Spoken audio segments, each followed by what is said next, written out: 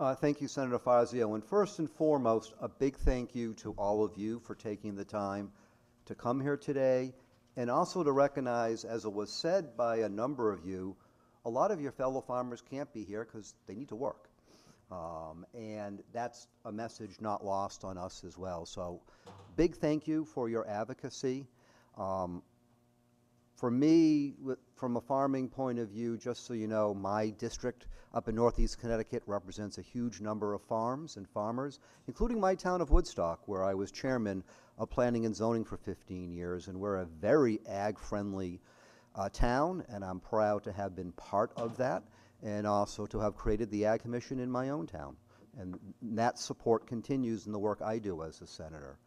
One of the things I just want to highlight is that despite what some people are saying, including evidently continuing to have messages out on Facebook that this today and our press conference recently is all political theater, this is not theater whatsoever. This is actual advocacy. And I appreciate my colleagues who are here today. So we're here listening. If you notice, we've saved a lot of our remarks to the end. That's on purpose, so we can be here and listen to what you have to say. And that, to me, is what you want your state government. You want your state government to listen to you, and proud to be here with my colleagues today to do that.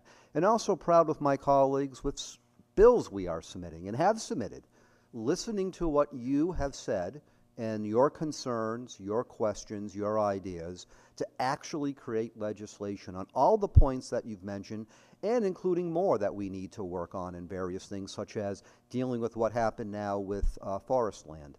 And that proposed decrease in valuation is now not going to happen. So despite what we hear some people say in a partisan way, this has been collaborative, and this has been exactly what we want, what you have wanted us to do. And as far as I'm concerned, this is not a one-off. This is actually a start. I'm glad that the governor has listened to you and listened to us in what's been done. Not often you see executive orders come out on a state holiday, but that happened yesterday. And there's a reason for that. But there's more that we need to do with the working group, so that way you want a fair deal and you deserve it. You want a seat at the table, you deserve it. We can talk all we want about farming, but you're the farmers, you're the ones who certainly know better than me. You should be the ones very much heavily involved, more than you have been given a seat at the table. And that's where the legislature comes in, working with the executive branch to make certain that doing some things now, this is a first step, but looking at long-term fixes while adhering to why we have PA-490.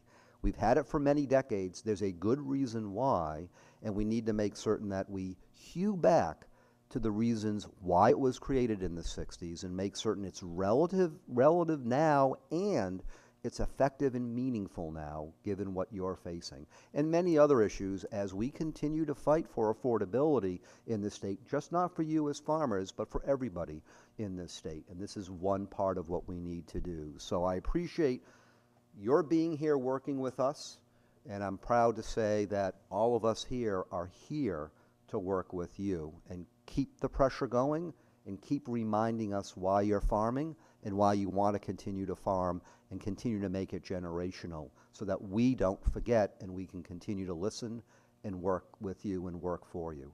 Thank you, Senator.